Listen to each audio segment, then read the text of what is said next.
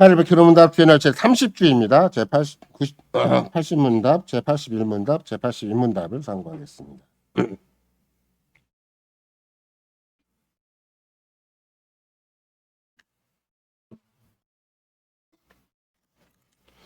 제80문답 주의 만찬과 교황파의 미사는 어떻게 다릅니까? 주의 만찬은 첫째, 예수 그리스도가 친히 십자가 위 단번에 이루신 유일한 희생 제사로 우리의 모든 죄가 완전히 사해졌다는 것. 둘째, 그리스도는 지금 참 몸으로 하늘아버지의 우편에 계시사 거기서 경배를 받고자 하시며 성신을 통해서 우리가 그에게 접붙여짐을 우리에게 증거합니다. 그러나 미사는 첫째, 산자들이나 죽은 자를 위해서 사제들에 의해 그리스도가 지금도 매일 제사를 드려지지 않으면 그리스도의 고난을 통해서는 죄사함을 받지 못한다는 것. 둘째, 그리스도는 떡과 포도주의 형태로 육신적인 임재를 하므로 거기에서 경배되어야 한다고 가르칩니다. 그러므로 미사는 근본적으로 예수 그리스도의 단번 희생제사와 고난을 부인하는 것으로 저주받은 우상 숭배일 뿐입니다. 제81문답 누가 주의 성찬상에 나올 수 있습니까? 자기의 죄 때문에 참으로 자신을 지독하게 미워하지만 그리스도의 고난과 죽음에 의해 이런 죄가 사하여지고 자기의 남아있는 연약성도 가려졌음을 믿는 자들, 또한 더욱더 자기의 믿음을 강화해서 자기 생활을 고치기를 갈망하는 자들입니다. 그러나 이 선자들과 회개하지 않는 자들은 자기들의 심판을 먹고 마시는 것입니다. 제81문답 자신들의 고백과 생활로 불신과 불경건을 드러내는 자들도 역시 주의 만찬설에 허용됩니까? 안 됩니다. 그렇게 되면 하나님 언약이 더럽혀져서 하나님의 진노가 온 회중에게 불타오르기 때문입니다. 그러므로 그리스도와 그의 사도들의 명령에 따라 그리스도의 교회는 그들의 생활을 고칠 때까지 천국의 열쇠들에 의해서 그들을 죄시켜야 할 의무가 있습니다. 그렇게 사랑하는 성도 여러분, 우리는 성찬에 관한 신앙 고백 제30주에 이르렀습니다. 특별히 개혁교회는 성찬을 특별히 펜싱, 울타리 친다. 그래서 성례를 특별히 성찬을 상을 지킨다라는 말을 쓰는 거죠.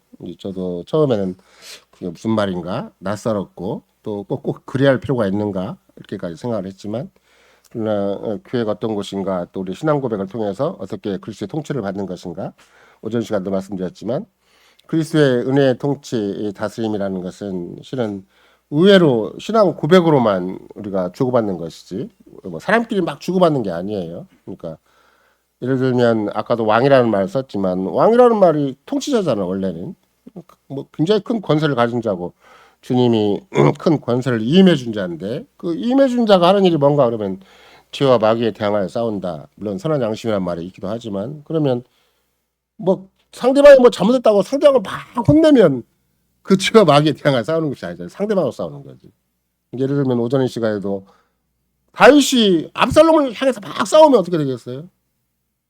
그 세상과 똑같아지는 거예요. 그게 권력의 다툼. 심지어 우리는 만약에 권력 다툼이 생기면 뭐 삼족을 멸하지기도 하지만 아무리 일가 친척이라도 형제간이라도 우리가 이조 역사만 본다 할지라도 그런 거잖아요. 그러니까 사람을 대항하면 절대 안 돼요. 사람을 대항하면. 예수님께서도 만약에 사람을 대항하고 했다면 베드로를 진작 단칼에 잘랐어야지. 사탄인데 베드로가 사탄인데 그래서 가만 놔둬요? 딱 잘라버리고 너 말고 베드로 다음 야고보 뭐 이렇게 하고 사용했을 텐데 사탄인데 그냥 끝까지 거느리고 살잖아요. 사탄을 물리치는 방식으로 거꾸로 베드로와 12제자를 사탄을 물리치는 방식으로 쓰는 것이잖아요. 그럼 여러분과 나도 마찬가지예요. 왕이면 큰 권세를 가졌는데 그 권세를 상대방을 제압하는 데 쓰려고 하면 타락한 본성이에요. 그게. 그렇잖아요. 여자도 남자를 지배하려고 태초부터 그랬는데 하물며 다 어떻든지 우리는 조그만 양심만 갖고 조그만 무슨 힘만 있어도 상대방을 얕잡아보는 게 있는 거잖아요. 여러분이 최근에 우리나라 여자가 노벨 문학상 받은 거 아시죠?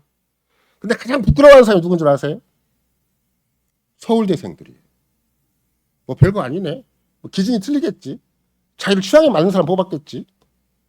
이런 말 썼다가 그냥 대잡으로 욕먹고 있는 게 서울대생들이거든요. 그 조금 잘난 거 가지고 아주 누가 뭐 조금만 잘 때면 막 뱃속이 뭐가 울거려서 못 견디는 사람들.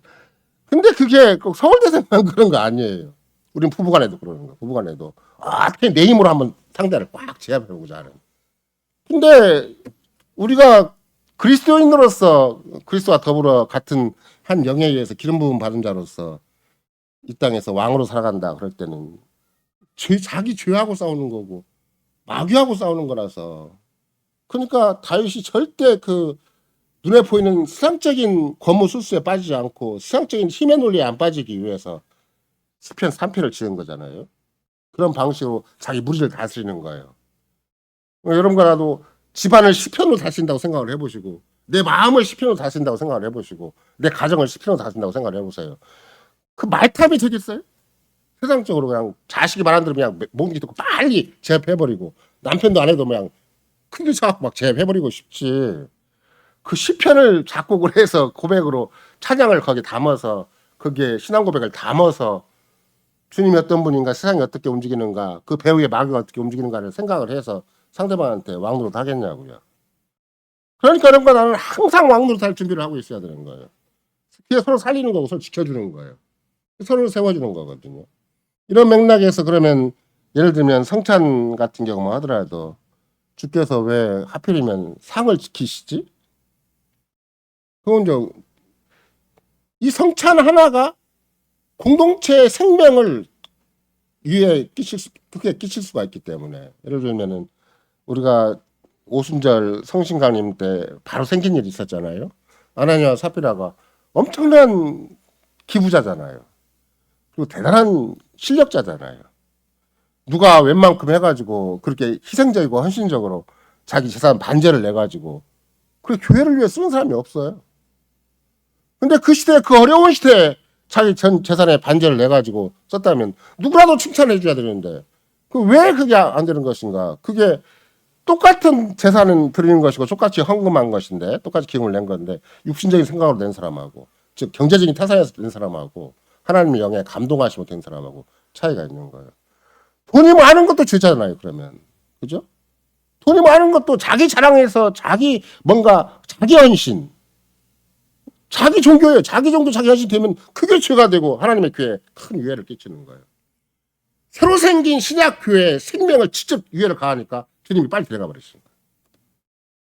생명은 생명으로 갚으라는 게 그 말이거든요. 주님의 교회에 큰 생명적인 큰 일이 생기면 곧바로 갚으니까 주님이 쫓아내 버리시는 거예요. 출교시켜 버리는 거예요. 그런 맥락에서는. 그런 것처럼 여러분과 내가 만약 교회 안에서도 그리스도 안에서 성신으로 말미암아 기름 부음 받은 자로서 왕이요 선지자의 제사장인데 딴짓을 자꾸 하려고 한다. 아무리 못난 자가 해도 교회 자꾸 치명타를 건드리는 생명 자꾸 뭐 교회를 업신여기게 될 뿐만 아니라 교회를 업신여기면 그리스도를 업신여기게 되는 것이고 그렇게 돼버리면 전체적으로 하나님께서 이루시는 전면을 거부하는 것이기 때문에 그래서 죄가 문제가 되는 것이고 그래서 말 함부로 하는 게 문제가 되는 것이고 그래서 인위적으로 헌신했다고 해도 문제가 되는 거예요. 그거는 세상적인 주권을 가지고 자꾸 뒤흔들려고 하고 그렇게 해버리면 그게 크게 문제가 되는 이유가 거기에 있어요. 아 우리가 돈 가지고 되지 않는다는 것 세상 경제력 가지고 교회가 되지 않는다는 것을 어떠시 증명해야 되는가. 꾸준히 자기와 싸워야 돼요.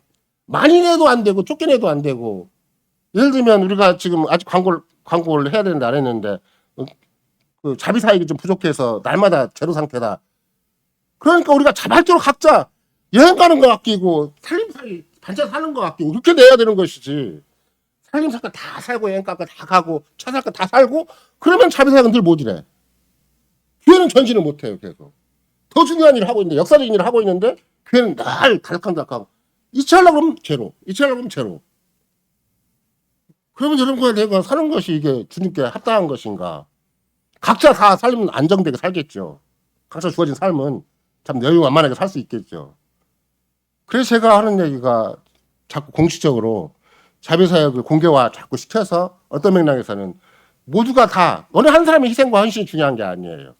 일정하게 할 수 있는 방식이 굉장히 중요한 거라서 각자 자비사역의 금액을 늘려서라도 어떻든지 교회가 더 본질적인 일을 할 수 있도록 교회가 훨씬 더 시대적인 사명을 감당할 수 있도록 해야 되는 것이다. 그런 것이지. 어떤 사람이 딱 집안에 나 그러니까 나 마침 보너스 생겼고 나 또 마침 어쩌다가 주식 했는데 용패도 주식 올랐으니까 딱 이만큼 돈 내겠다. 제가 죄송한 얘기지만 그렇게 생각해가 망했어요.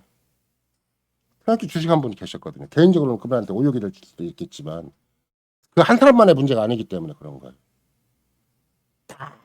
그냥 출판사를 위해서 또 강백교에도 막 사업을 잘 하시는 분이 딱 신학교를 위해서 1억 그래갖고 망한 거예요. 그렇게 하면 안 돼요. 그렇게 하면 좀 돈 좀 벌었다고 좀 생생 내고 좀 힘 있다고 큰 소리 치고 지식 있다고 자랑하면 절대 교회는 안 돼요.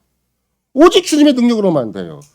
다윗이 정말로 탁월한 시인이고 탁월한 재능을 가진 뭐 음악적 재능으로 한다도 막 다윗은 탁월한 사람이기도 하고 사람의 영혼을 움직일 정도 음악을 하니까 정치력만 하더라도 우리가 아브라함에 대해서 아무것도 생각을 잘 못하지만 옛날에 김홍전 목사님이 평가하실 때는 아브라함은 대정치가였다고 협상도 잘하시고 또 거의 출발할 때는 아브라함과 사라하고 뭐 롯만 출발한 것처럼 보이지만 실은 그 거느린 사람이 나중에 8세는 와서 계산해 보면 한 1,000명 정도 됐을 거라고 생각을 해보세요. 1,000명을 날마다 3끼씩 먹여 살리고 그것도 정착지도 없어요.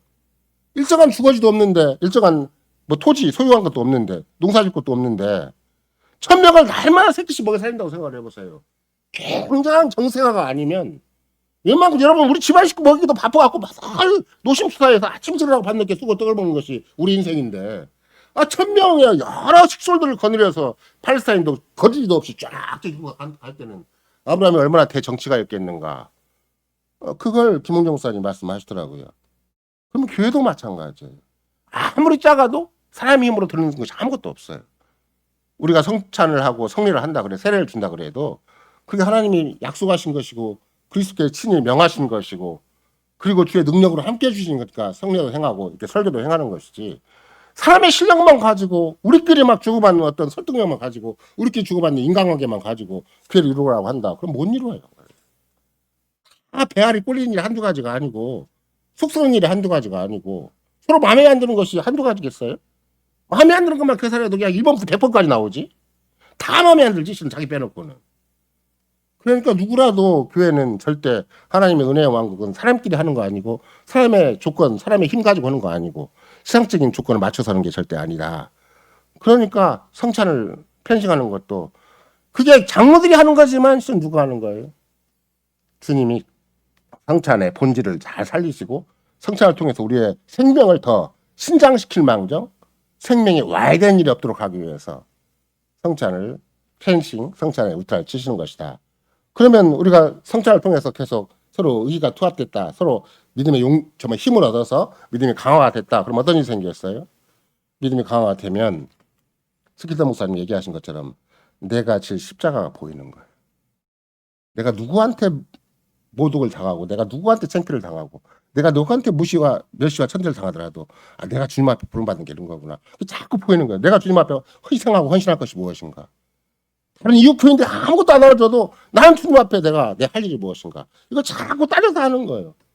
그러니까 주님만 알아주시고 또 주님이 써주시고 그래서 그 사람의 한 인생이라는 게 세상에 가장 마른 막대기마다 못하고 여전히 주인임에도 불구하고 주님의 나라가 전진되게 하시고 주님의 교회가 더욱더 힘있게 그 시대적인 소명도 감당하고 역사 한가운데서 죄악 세상 한가운데서 자기 역할을 충분히 하는 것이라 이렇게 생각할 수가 있는 것이죠.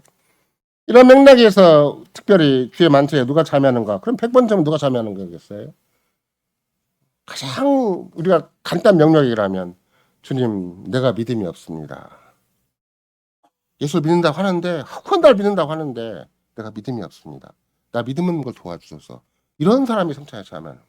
그래서 참여함으로 알면 주님 내가 또 십자가 희생제사를 놓쳤고 내가 희생제사보다도 그리스도 십자가보다도 더 딴 걸 더 늘 크게 생각을 했고 딴 걸 더 많이 의지했고 주님 내가 구속받은 존재이고 그리스도에 속한 존재인데도 내가 그 사실을 놓쳤습니다. 그리고 주님 이런 성찬을 통해서 그리스도의 피와 살 그리스도의 죽으심이 아니면 난 정말 아무것도 아닙니다. 왜 그걸 자꾸 내가 머릿속에서 생활 속에서 나도 모르게 여러 가지 사사건건해서 이상하게 피조물이 자꾸 끼어들고 내 마음이 더 자꾸 높아지고 거기에서 나도 모르게 그냥 갈팡질팡 하는 것이 지난 세월이었습니다. 그리고 성찬 때마다 또 정리하고 성찬 때마다 또 정리하고 물론 100번 1000번 주일마다 정리하는 것도 지극히 당연한 일이겠지만 성찬 때마다 내가 참 그리스도인인 것, 참 그리스도가 연합된 존재인 것, 참 그리스도에 속해 있는 것 내가 누구보다도 왕이요 선지자 주장이라는 것을 100번째만 확인해서 그럼 내가 돌볼 자가 있고 내가 지켜줄 자가 있고 내가 증거할 자가 있는 거예요.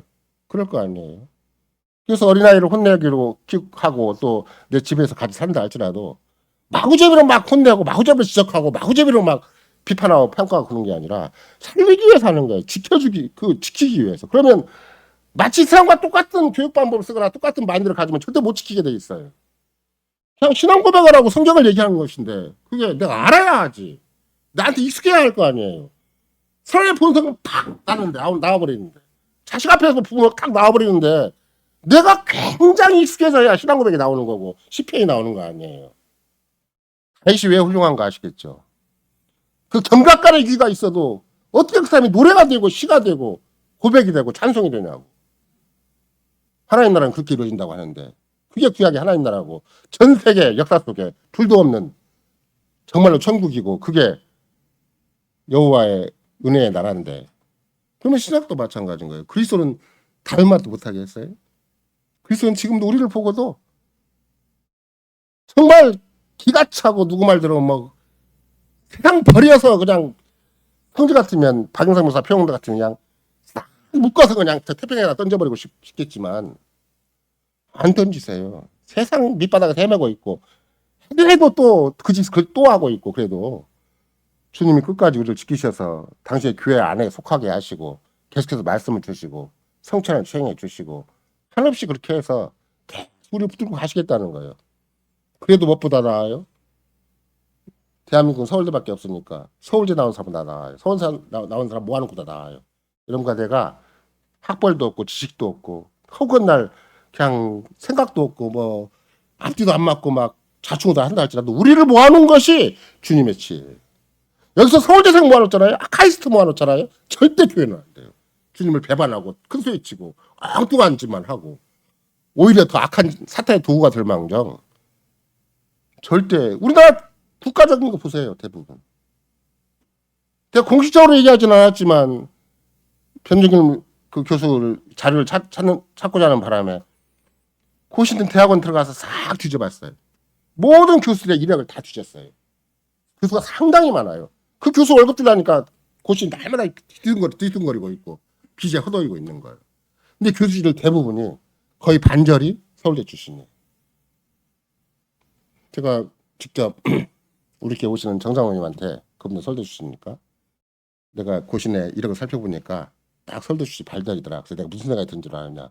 고신은 망했다고 생각했다. 고신은 더 이상 소망이 없다고 생각을 했다.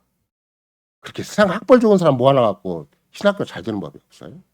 교회가 잘 되는 법이 없고 세수로 달려가기 딱 좋은 것이고 이 세상의 끈을 다 붙잡고 있는 거예요. 자기들은 다 똑똑하고 훌륭한 사람들이기 때문에 그 누구도 그리스도의 진정한 순종이 뭔지를 모르고 그리스도의 멍해를 맬 줄을 몰라요. 그러니까 자기 똑똑한 거 무시되면 큰일 나요. 사람들은. 자기 경력이 무시되면 큰일 나는 것이고. 하마터면 우리도 얼마든지 그런 교회적 관계 속에서 그게 속을 뻔했고 그런 맥락에서 여러분과 내가 생각을 해보면 주께서 주의 만찬을 우리가 해주실 때는 어느 만큼 겸비해야 되는가 어느 만큼 철저하게 자신을 낮추고 십자가만을 높여야 되고 십자가만을 자랑해야 되는 것인가. 아 내가 나도 모르게 알미니안적이고 나도 모르게 그야말로 인본주의적이고 교묘하게 그런 교를 타고 가는 거죠. 교묘하게 이랬다 저랬다 이랬다 저랬다 저랬다. 그러면 여러분과 내가 힘이 안 나요. 우리가 오전 시간에 다윗을 봤지만 어떻게 사람이 저렇게 일거에 자기 죄 때문에 자기 실책 때문에 만약에 겉으로 본다면 사람 그 주변에 다윗이 시편에서 고백한 것처럼 하나님께 도움을 얻지 못한다. 저 따위 인간이 저 따위 왕이 저 따위 직분자가 무슨 목회를 한다고 무슨 왕이 된다고 그런 욕을 할 거 아니에요. 지 가정 하나 못 다스리고 지 인생 하나 못 다스리는 인간이 무슨 하나님 나라의 대표가 되고 하나님의 교회 직분자가 되느냐 이렇게 욕하는 거 똑같아요. 이런 거라도 누군가가 정말 그리스도의 십자가에 첫째 매달리지 않냐면 내가 그만큼 용서받은 것이 커서 7번이라도 용서할 준비가 되어 있지 않냐면 금방 세상 따라 가버려요. 누가 조금만 잘못했다 조금만 문제 일으켰다 더군다나 직분자가 목사가 문제 일으켰다 그러면 쫙 가버려요. 자기가 받은 은혜와 그 정말로 복된 하나님의 왕국의 세계 속에서는 그건 재미가 없어요. 누군가 조금만 잘못하면 막 그쪽으로 모든 화살을 돌려버리고 한국 교회가 그래서 넘어지고 있는 거예요. 아무것도 아닌 것 때문에 자기들끼리 치고받고 하다가 죽도밥도 아무것도 아닌 사탄의 도구가 되어버리는 것이죠. 이런 거라도 마찬가지예요. 누가 잘못했다는 게 중요한 게 아니에요. 권징도 진짜 성찬을 우리가 잘 펜싱을 해서 돌보는 것도 궁극적으로는 뭐 때문에 돌보는 것인가? 그리스도를 믿으라고 돌보는 거예요. 그리스도를 놓치지 말라고. 그리스도의 십자가를 놓치지 말라고 서로 돌보는 것이지. 죄가 큰가 작은가 그걸 계산하는 말이 아니에요. 누가 큰 죄 졌고 나는 작은 죄 졌고 만약에 양심적으로 비교한다면 너는 큰 죄지만 나는 작은 죄니까 네가 나쁜 놈이지 내가 나쁜 놈은 아니야. 이런 식으로 상대적인 평가를 하기로 한다면 그리스도가 왜 필요하겠어요? 그럼 반절짜리 그리스도가 필요하고 이 사람은 3분의 1짜리 그리스도가 필요하고 이 사람은 10분의 1짜리 그리스도가 필요한 거냐고. 안 그래요. 누구에게나 그리스도는 100% 필요한 것이고 100% 죽어야 되는 것이고 그러니까 누구라도 그 교회 안에서는 차별도 없는 것이고 죄의 양의 구별도 없는 것이고 죄의 질의 차이도 없는 거예요. 그러면 그리스도의 구속의 은혜도 죄가 차이가 없으니까 똑같이 죄값을 치르는 거라면 그리스도의 구속의 은혜도 누구나 똑같은 것이지. 누구에게는 그리스도의 은혜가 충분히 적용이 되고 누구에게는 덜 적용되고 그런 법이 있는 것인가. 그런 게 없어요. 그럼에도 불구하고 여러분과 내가 우리의 연약함이라는 게 연약한 본성이라는 것이 늘 있어서 그거 우리의 어리석음, 우리의 우둔함, 우리의 참 무랑함을 주께서 배려하셔서 성찬을 주신 것이라서 성찬 때마다 아이고 내가 또 이만큼 풍진에 뒤섞여가지고 그 일에 바빠서 그 시간과 정력을 거기에 쏟다가 보니까 먹고 사는 것도 그것도 단순한 일이 아니고 꾸준히 아무리 내가 믿음으로 싸운다 그래도 나도 모르게 세상적인 방식이 익숙해져 있고 내 모든 세포가 전부 인본적인 방식으로 아예 태생부터 그렇게 돼 있는 것이라서 절대 만나가 우리에 익숙하지 않다. 부주 파마늘에 익숙한 것이고 정보를 수집하고 건물 수수가 익숙해져 있고 힘의 논리가 익숙해져 있지. 다윗처럼 어느 상황에서든지 신앙 고백과 그렇게 시와 찬미와 신령한 노래가 익숙해져 있는 것이 아니에요. 그나마 다윗은 그 삶에 참 오리무중의 삶이고 가정 전체가 막 뒤죽박죽의 삶이지만 나라 전체도 마찬가지겠죠. 구약의 다윗 왕국이 일단 한 40년이 지나가고 솔로몬의 왕국이 다시 왔겠지만 그 이후로는 어떻게 됐어요? 구약 전체 역사도 세상 따라 못 이겼잖아요. 마귀의 격에 다 속아서 넘어졌잖아요. 그래서 바벨론 포로가 되기도 하고 다시 바벨론 포로에서 돌아왔다 한다 할지라도 예수님을 죽이는 그 백성밖에 안 됐잖아요. 그러니까 여러분과 내가 구약만 욕하고 이스라엘 백성만 욕할 일이 아니라 여차하면 그리스도의 구속의 은혜가 철저하게 확인되지 않냐 하면 우리 모두도 진짜 아무것도 아닌 참 뭐 먼지만 못한 인간이 되고 말아요. 안 보이니까 그렇지 막 그 우리 공해 뭐 지금은 뭐 코로나 때문에 천만한 다행으로 조금 줄어들긴 했지만 중국에서 넘어오는 막 그런 하얗게 노랗게 막 지는 거 있잖아요. 그런 식으로 우리 인생이 그 한 분자로 살아가는 거예요. 그 한 분자로. 세상을 밝게 한다거나 세상에 존재할 이유와 목적을 바뀐다거나 역사가 흘러가는 진정한 의미가 나한테 있다고 교회에 있다고 이 얘기하기가 너무 어려워요. 근데 성찬은 우리로 하여금 그리스도와 철저히 하나 된 것을 고백하게 만드는 거고 그리스도만 인정하게 만드는 거고 그리스도를 중심으로 살게 만들고 나의 어떤 생각, 어떤 마음, 어떤 형편 처지, 어떤 인생이라도 그리스도 밖에 있는 것은 얼마나 그것이 가증하고 위험천만하고 그것이 교회에 해를 끼치는 것인가를 충분히 깨달아서 그러니까 우리가 일상적으로 성찬에 올 때마다 고백하는 것은 그 3개월 동안 우리 삶을 돌아보는 적어도 3개월 동안 돌아보는 거죠. 물론 신방이 그 중간에 어느 한 시점에 시행되기 때문에 그때를 계기로 삼을 수도 있는 것이겠지만 한사코 장로도 죄와 마귀에 대항하라고 싸우라고 가서 신방을 하는 것이고 우린 미리 신배하고 있는 거예요. 내가 어쨌든 죄와 마귀에 대항하여 지금까지 성실하게 싸워왔는가 아니면 또 세상에 적당히 기대고 그냥 세상에 또 나를 조금 받아주면 그게 적당히 기대요. 조금 인정해주면 조금 기대고 세상에서 조금 뭐 이름 내려고 하고 거기서 조금 상대방한테 세상 앞에서 좀 평가를 받아갖고 먹고 살려고 하고 이것이 여러분과 나가 의외로 그렇게 제일계명을 어기는 일이 되고 피조물을 의지하는 것이 되어버리고 나도 모르게 그리스도에 속한 그 보배로운 정체성에 대해서는 이모저모로 그냥 희석돼 버리는 게 참 많이 있는 것이죠. 따라서 우리는 무조건 성찬에 참여 1차적인 또 핵심적인 기본적인 조건이 무엇인가? 그리스도를 어떻든지 붙들어야 돼. 그리스도를 붙들기 위해서 그리스도한테 하나 되기 위해서 그리스도와 교제하기 위해서 하나라는 것이 이게 우리가 케미가 좋다고 얘기하지만 이게 화학적인 합성이 아니잖아요. 물리적인 합성 같으면 하나가 정말 뭐 무슨 우리 바깥에 그 뭐야 간판이 있지만 간판이 세워진 이 틀이 그 뭐라 그러죠? 불로 뻑치지는 거, 쇠를 불로 지지는 거. 그게 여러 가지 다양한 방법이 있다 그래요. 근데 그 우리한테 작업을 해준 그분은 뭐 전라북도 1인자라고 할 정도로 예술적 경지까지 간 전문가라고. 똑같이 작업을 해도 똑같이를 해도 한강 같은 사람이 있는가 하면 우리나라에 수많은 문학가들도 많죠. 물론 여러 가지 조건이 어울려져서 우리나라 사람 치고는 참 위대한 명예를 얻었지만, 그러나 제가 어제도 남교 모임 속에서 얘기를 했지만 우리가 주님한테 받은 거 생각을 해보면 한강이 문제냐고. 우리는 모두가 달마다 노벨상은 게임이 안 되는 상을 받을 만한 작업을 하고 있고 그 위대한 일에들 동참되어 있는 것이지. 자우스테인의 스웨덴에서 10억짜리 돈을 묶어놓고 너 잘했다고 상을 주고 이런 정도가 아니에요. 우리는 노벨상 곱하기 10개 이상의 가치가 있고 보람이 있고 그런 빛이 있어서 여러분과 내가 이 땅에 살고 있는 것이기 때문에 그냥 어설프게 살려고 생각하지 말고 적당히 살려고 하지 말고 쉽게 살려고 하지 말고 나는 내게 주어진 모든 시간과 공간, 내 모든 삶의 자원이 있고 은사가 있고 어떤 플러스 알파라도 있다면 나는 정말 주님과 주님의 교회를 위해서 주님의 나라와 영광을 위해서 써야 되겠다 이렇게 마음을 자꾸 정해야 주께서 기 써주시고 우리 인생 마지막까지 빛나게 해주시고 우리 인생이 다 한 다음에 다음 세대까지 빛나게 해주시는 것이지. 그냥 살다가 그냥 조금 아프면 죽고 살다가 조금 인생 다 됐으니까 죽고 이러는 것이 아니라 주님의 뜻에 따라서 우리 이 땅에 살고 주님의 뜻에 따라서 주님이 거둬주시면 천만다행이고, 그렇게 해서 여러분과 내가 결국은 성찬을 우리가 상대할 때마다 오전 시간도 말씀드렸지만 야 어떻게 다윗에게 자체의 백성이 아닌 블레셋의 가디의 사람인데도 불구하고 이따라는 사람을 붙여주어서 목숨을 걸고 다시 다윗에게 헌신하게 만들었는가.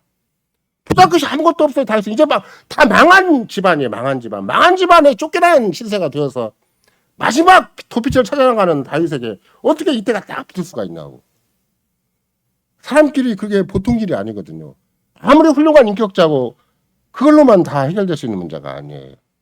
그러니까 다윗은 어떻게 신앙 고백을 했길래 이때가 그렇게 그렇게 그냥 어설프게 주어진 환경만 보고 현실만 보고 적당히 계산하지 않고 제 목숨을 사리지 않고 당신이 가는 곳에 내가 생사를 걸고 가겠다.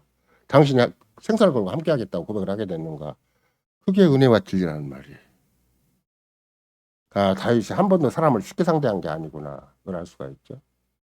물론 자기 집안에서 실패도 있었고 엉뚱한 짓도 많이 했고 사람으로서는 도무지 인간 이하의 짓을 했다 한다 할지라도 속죄 은혜를 받고 사죄 은혜를 받고 하나님 앞에 직분과 소명을 받았을 때는 그가 은혜의 왕국 여호와의 통치하시는 그 신비한 세계, 그 세계가 율법의 세계고 언약의 세계고 시의 세계고 찬미의 세계다.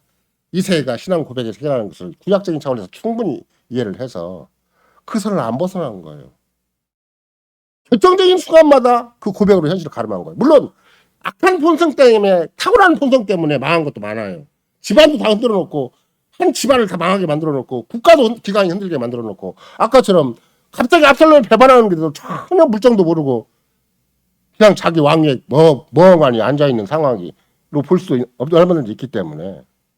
그러나 또 한편 생각을 해보면 그렇게 다윗이 현저하게 세상 왕들처럼 강력한 권세를 주고 압도적으로 밀어붙이는 것이 아니라 오늘날 신약의 교회도 그렇듯이 구약의 하나님 나라인 이스라엘도 강력한 통치력이 있었던 건 아니에요. 생각을 해보세요. 율법으로 통치한다는 게 무슨 얼마나 힘이 있겠는가. 시로 통치한다는 게 무슨 힘이 있겠고 신앙고백으로 통치한다는 게 무슨 힘이 있겠는가. 세상에 물리력으로 하면 확 밀어붙이고 안 되면 단호하게 경찰권 동원하고 군사 동원해갖고 확 쓸어버리고 자기 힘대로 자기 권세대로 밀어붙이는 것이 세상 나라인데 그것과 정반대느라니까 이거 주님 이게 맞아요 안 맞아요를 주님 앞에 따져서 물어서 주님의 뜻이 허락해야만 가는 나라가 이 나라예요. 근데 주님은 일일이 물으라고 한 게 아니라 율법을 주신 것이고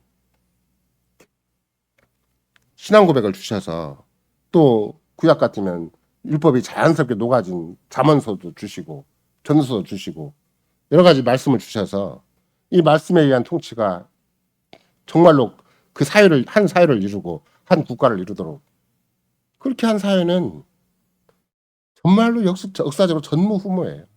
이스라엘 나라가 아무리 정말 언약을 배반한 역사를 참 부끄럽게 남겼고 끝까지 예수님을 죽이는 그런 마지막 그런 예수님의 원수가 됐다 한다 할지라도 그 사회가 가진 특성과 하나님이 친히 그 백성과 언약을 맺으신 그 사회라는 독특한 국가라는 것은 만구의 길이 빛날 만한 조건이 되는 것이지.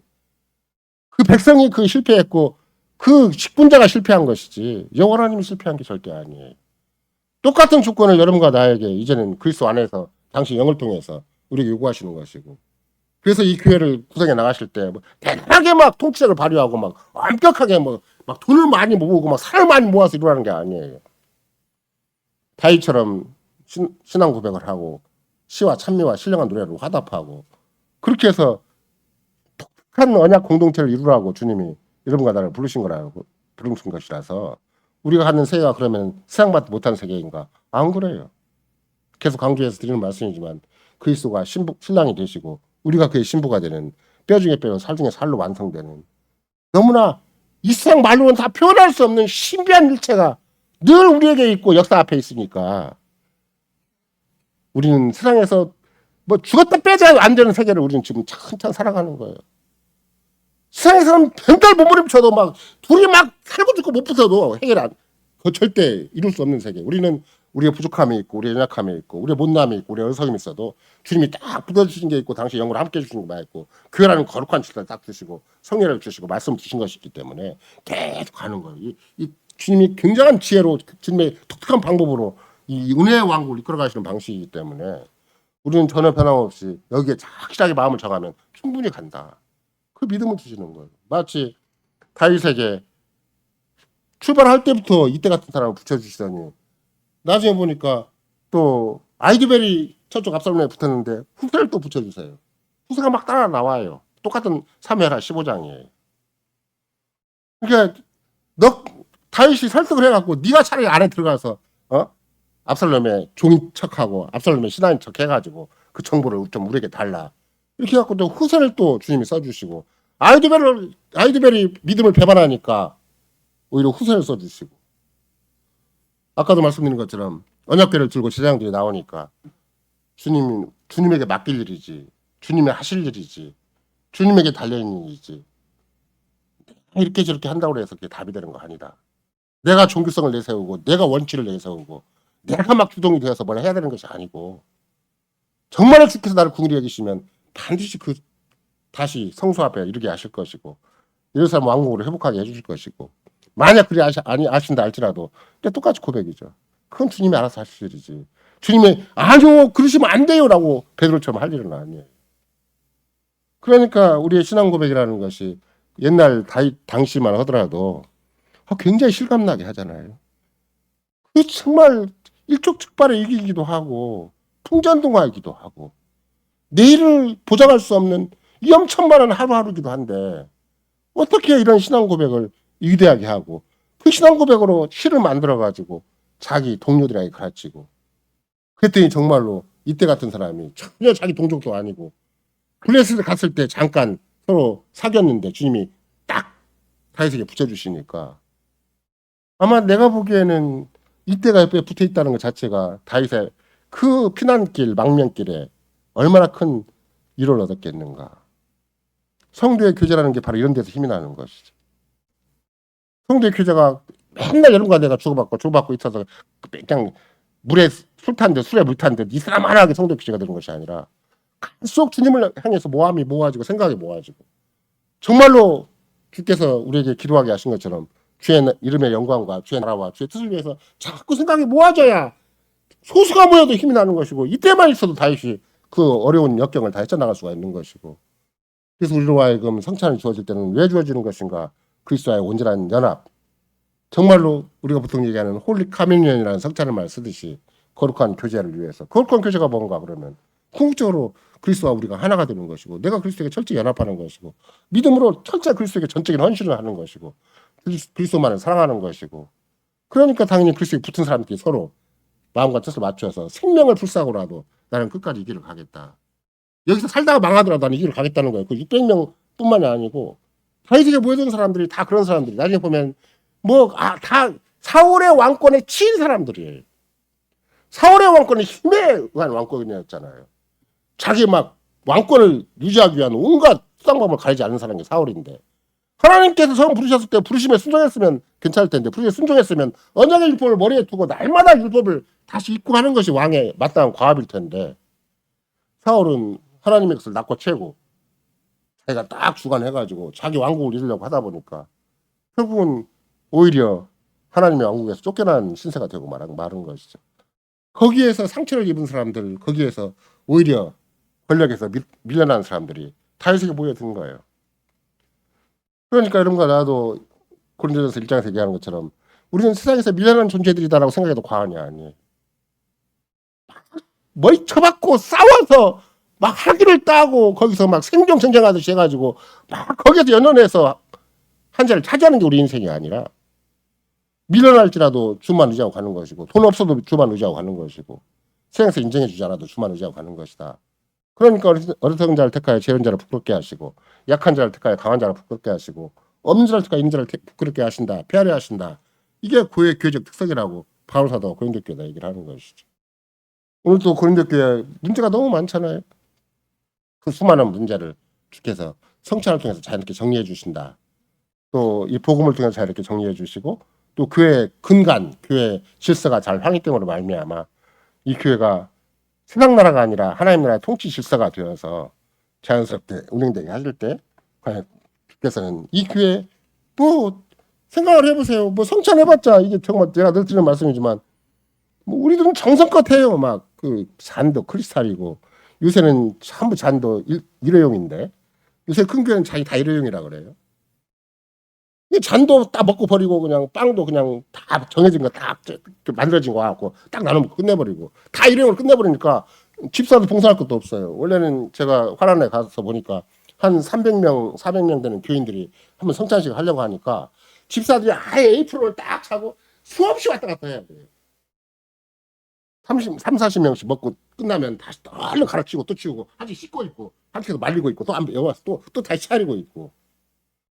우리는 숫자가 많지도 않으니까 씻을 필요도 없고 그냥 이거 갖다 나중에 천천히 씻으면 되고 더군다나 우리는 일회용도 아니고 종이도 아니고 크리스탈이니까 좀 더 화려한 것처럼 보이긴 하지만 그러나 아무리 화려하다 할지라도 포즈도 많이 주는 것도 아니고 빵도 많이 주는 것도 아니고 이 초라한 것인데도 불구하고 그리스도께서는 당신이 친히 상징적으로 표와 인으로 주신 것이라서 당신 자신을 주시겠다는 것이고 당신 자신과 만나겠다는 것이고 당신 자신을 다시 재확인시키겠다는 너와 나와 관계를 재확인시키겠다는 것이 성찬이기 때문에 그 성찬을 한번 받았으면은 내 삶이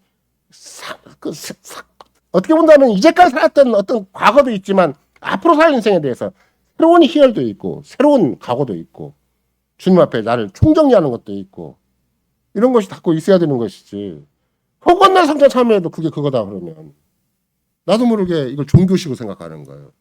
인격적으로 생각하지 않아요. 그냥 이거 어떤 예식인가 보다. 교회가 그냥 그렇게 의무적으로 해야 되는 건가 보다 이렇게 생각을 하지. 여기에서 세상이 알 수 없는 신비한 하나님의 성신의 역사로 말미암아 그리스도와 온전히 하나가 된다. 형제 자매들과 하나가 된다. 이런 의식은 안 생기는 거예요. 내가 참으로 여기에서 제대로 성찬을 받고 있는가 안 받고 있는가는 내 마음과 생각이 변화가 되고 있는가, 내 생활이 변화가 되고 있는가, 내가 어떤 차원에서 지금도 교회를 다니고 있고 이런 세례 성찬에 참여하고 있는 것인가, 내가 도대체 왜 설교를 듣고 있고 남들은 다 놀러 가고 있고 남들은 다 자기 인생을 위해서 더 뜻있는 거라고 할까, 더 효과적인 삶을 살고자 한다면 내가 여기까지 와서 시간을 낭비하고 있다면 뭐가 되겠는가. 여기까지 와서 헛생각을 하고 여기까지 와서 딴 생각하고 있고 여기까지 와서 아무 의미도 없는 시간을 보내고 있다면 그게 얼마나 허탈한 일이 되겠어요. 세상을 다 죽어도 바꿀 수 없는 그 삶의 가치가 있고 보람이 있으니까 여기 와 있는 거 아니에요. 하물며 성찬이라는 건 더 그러는 것인데 천하를 주고 나는 안 바꾸겠다, 이거 안 바꾸겠다고 생각하고 여기 와 있는 거야. 세상에서 가장 좋은 걸 줘도 나는 이 교회 나오고 이 성찬에 참여하는 것 갖고는 안 바꾸겠다. 그래야 여기 와 있는 게 의미가 있는 거야. 그런 맥락에서 여러분과 내가 한사코 성찬은 어떤 마음을 가지고 나와야 되는 것인가? 또 어떤 사람이 성찬의 배제가 되는 것인가? 이건 뭐 몇 가지 조건을 자세히 얘기할 수도 있고 또 구체적으로 1번, 2번, 3번을 달 수도 있겠지만 그러나 성찬의 본질을 생각을 해보고 교회 본질을 생각을 해보면 그렇게 복잡하고 어려운 문제는 아니다. 내가 내 인생을 살아갈 때 내가 과연 그리스도인인가? 내가 아니면 그리스도인이 아닌 것으로서 내 인생을 채석하고 살아가는 것인가? 이것만 생각을 해봐도 충분한 답이 있는 것이죠. 그런 맥락에서 여러분과 나는 한사코 내가 성찬에 참여할 뿐만 아니라 단순히 나만 참여하는 게 아니고 나와 더불어 참여하는 사람이 얼마나 중요한 것인가. 또 내가 성찬에 참여했다는 것은 그만큼 교회적인 정체성을 더 확인하는 것이고 그리스도에게 속한 그런 아름다운 삶의 존재와 내 모든 활동 전체를 주님에게 속한 자로서 더 확정하는 것이기 때문에 그런 맥락에서 성찬에 참여하는 것 또는 교회에 하나님이 주신 객관적인 이런 뭐 의례이긴 하지만 겉으로 보기에는 의례이기도 하고 예식이기도 하지만 거기에 참여하는 것이 오히려 우리에게는 세상에 둘도 없는 그런 보배로운 가치가 있고 그 의미가 있다. 왜? 우리가 주인공이 아니기 때문에 진짜 주인공은 그리스도이시기 때문에 그리스도가 그 어디에도 뜻을 두지 않고 우리같이 작은 모임에 성찬에 자기 몸을 허락하시고 자기 살과 피를 허락하시고 자기 생명을 우리에게 허락해 주신 것이 확신될 수만 있다면 성신께서 그렇게 사용해 주셔서 우리 모두에게 그런 삶의 각오가 있고 삶의 자연스러운 정체성과 그런 자기 인생에 대한 고백이 자꾸 어떻게 보면 생동과 함께 살 수만 있다면 큰 성령께서 크게 일을 하신 거고 그 아름다운 결과를 맺는 것이죠. 그런 맥락에서 여러분과 내가 한사코 주 앞에서 우리의 삶을 우리의 생활을 우리 인생 전체를 어떻게 살아야 되는 것인가 그것이 성찬으로 하여금 더 새로운 계기를 삼게 하신다. 그리스도가 자꾸 요구하시고 그리스도가 자꾸 나 자신에게 오라고 자신과 같이 살자고 자신과 더불어 살자고 자신과 자신 안에 살라고 시종일관 권면하시는 것 시종일관 초청하시는 것 시종일관 그리스도는 우리에게 눈을 팔지 않아요. 우리는 세상에 눈을 파는 게 많죠. 근데 그리스도는 절대 우리에게 눈을 팔지 않아요. 자꾸 우리와 눈 맞추게 하는 것이 우리 성찬이고 우리 삶이다라는 걸 생각을 해보면 우리가 정말로 그리스도와 더불어서 이 땅을 살아가는 것이 진짜 그리스도인이고 그래서 주께서는 우리같이 못난 자들 우리같이 어설픈 자들 우리같이 누추한 자들 통해서 이 세상과 역사의 존재 의미와 존재 목적을 분명하게 밝혀나가는 것이다. 이것을 우리가 충분히 확인할 수가 있습니다. 아멘.